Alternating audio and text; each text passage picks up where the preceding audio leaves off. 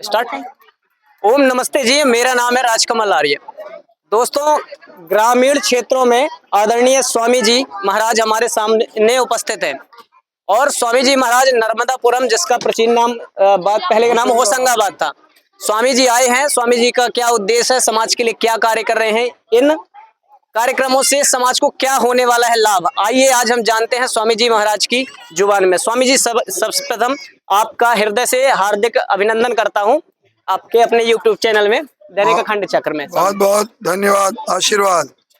महर्षि दयानंद सरस्वती जी महाराज ने आर्य समाज की स्थापना मुंबई में की थी। अच्छा जी। और उद्देश्य रखा था कि सबका सब प्रकार से भला हो, उन्नति हो, चाहे शारीरिक, आत्मिक और सामाजिक।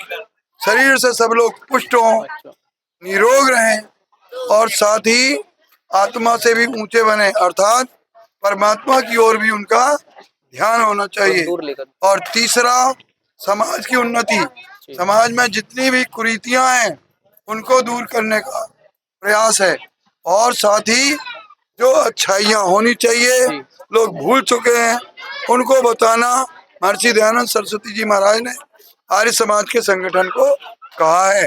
जैसे चाहे वेद पढ़ने की बात हो, चाहे यज्ञ होम हवन करने की बात हो, माता पिता बड़े बुजुर्गों की सेवा करने की बात हो, सब प्राणियों के साथ में मित्रता का व्यवहार हो, अपने जो अतिथि विशेष पढ़े लिखे विद्वान धर्मात्मा लोग आए और थोड़ा उपदेश करें जिससे कि हमारे मनों में कोई भ्रम है वो दूर हो जाए। तो ऐसी सब बातों को सिखाने तो के लिए स्वामी जी ने बताया महर्षि दयानंद के बारे में। लेकिन स्वामी जी, जैसा कि गुरुकुलों में केवल ब्राह्मण पढ़ सकते हैं, तो फिर ये जो शूद्र जिन्हें कहा जाता है, आदिवासी कहा जाता है, इन्हें कौन पढ़ाएगा? ठीक, ये तो धर्म अन्याय करता है ना आपका। महर्षि दयानंद सरस्वती जी कहते हैं कि जन्म से कोई ब्राह्मण नहीं, क्षत्रिय नहीं, वैश्य नहीं, शूद्र नहीं, सब लोग पढ़ लिख करके वैसे गुण कर्म स्वभाव अपनाएंगे तब वेद के अनुसार वो ब्राह्मण कहलाएंगे। जैसे ये समाज के लोगों को 4 भागों में बांट दिया गया। क्या कि जो ज्ञानवान होंगे और दूसरों को ज्ञान दें वे हैं ब्राह्मण।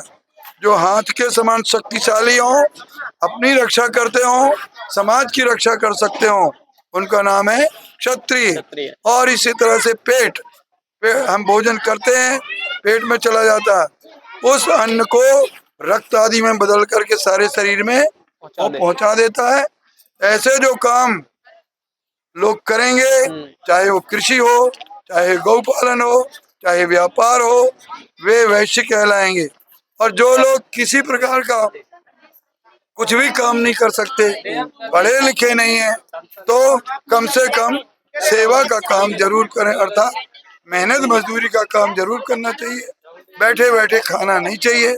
ऐसे लोग अपने समाज में चौथे वर्ण के कहलाएं। तो स्वामी जी, आपका कहने का तात्पर्य है कि जो वर्ण व्यवस्था है वो जन्म के आधार पर ना होकर कर्म के आधार पर है। हाँ, यही बात है। तो स्वामी जी, फिर अभी इटावा में उत्तर प्रदेश में आपने यादव समाज की घटना सुनी होगी कि वह कथा करने गया था तो ब्राह्मणों ने चोटी काट दी उसे, फिर विभिन्न प्रकार के विवाद। वो थोड़ा उनको स्वयं ही समझ लेना चाहिए, मैंने सब बातें कह दी। अच्छा। तो गुरुकुलों, आपके जो गुरुकुल है, हमारे तो क्या गुरुकुल में हम कोई किसी की जात पात नहीं पूछते। अच्छा। वो एक केवल बालक है, आया है, उसका नेचर अच्छा है, स्वभाव अच्छा है, हम उसको विद्या दे दें। अब वो आगे चल करके विद्या पढ़ के वो ब्राह्मण का कार्य कर सकता है, वो क्षत्रिय का कार्य कर सकता है, वो वैश्य का कार्य कर सकता है। चौथा तो शायद नहीं बन पाएगा। क्योंकि जब हमने उसको पढ़ा ही दिया तो ब्राह्मण क्षत्रिय वैश्य में से कुछ ना कुछ बनेगा। जो अनपढ़ लोग हैं वो चौथी श्रेणी में आ सकते हैं। अच्छा। तो दयानंद सरस्वती जी ने जो वर्ण व्यवस्था वेदों के अनुरूप बताई, उसमें एक ग्रंथ है मनुस्मृति, वो बड़ा ही विवाद में रहता है कि शूद्रों के साथ बड़ा ही उसको लोग पढ़ते ही नहीं है। अच्छा। पढ़ा नहीं है, इसलिए ऐसा वो अपना दिमाग लगाते हैं। और राजनीतिक लोग राजनीतिक फायदा के लिए लोगों को उचकाते रहते हैं। ये सब उनकी भूल है, गलती है। क्योंकि मनुस्मृति में तो लिखा है शूद्रो ब्राह्मणता में थी, कि शूद्र भी ब्राह्मण बन सकता है। अच्छा, ये मनुस्मृति में लिखा ये है। मनुस्मृति में ही लिखा हुआ है। अच्छा, इसलिए मनुस्मृति का अर्थ तो किसी को जन्म से ब्राह्मण क्षत्रिय वैश्य शूद्र मानते ही नहीं, वो योग्यता होने पर बन जाएंगे। तो स्वामी जी ये बच्चे जो गुरुकुल में पढ़ रहे हैं तो ये क्या कर सकते हैं बाहर निकल के? यही तो कर सकते हैं, केवल पूजा उपासना करा सकते इत्यादि। और पूजा उपासना भी बहुत बड़ी चीज है, लेकिन यही लोगों को समझाना, लोगों के भ्रम मिटाना, ये ब्राह्मण का कर्तव्य है। अच्छा, ब्राह्मण बनेंगे, अभी तो पढ़ रहे हैं। पढ़ने वाले क्या कोई वर्ण नहीं होता, पढ़ने लिखने के बाद ही जब वो कर्म क्षेत्र में उतरेगा तब उसका वर्ण निर्धारित किया जाएगा। पढ़ेगा, पढ़ाएगा, भ्रम मिटाएगा तो ब्राह्मण कहलाएगा, और दूसरों की रक्षा करेगा, समाज की रक्षा करेगा, अन्याय को मिटाएगा तो क्षत्रिय कहलाएगा। तो जैसा कि प्रिय मित्रों, प्रिय साथियों, स्वामी जी महाराज से हमने जितने प्रश्न पूछे उन्होंने उत्तर बड़ी ही सटीकता के साथ और शुद्धता के साथ दिया। स्वामी जी के कहने का तात्पर्य है कि दुनिया में जितने भी मनुष्य हैं जो हमारी तरह दिखते हैं वो मनुष्य जाति के हैं, और जिसका जैसा गुण कर्म स्वभाव होगा वह वैसे वर्ण में चला जाएगा। अब यहाँ पर उपस्थित बहुत सारे लोग हैं और हम इन सभी से भी बात करेंगे कि स्वामी जी का सत्संग इन्होंने कितना सुना, क्या समझ में आया।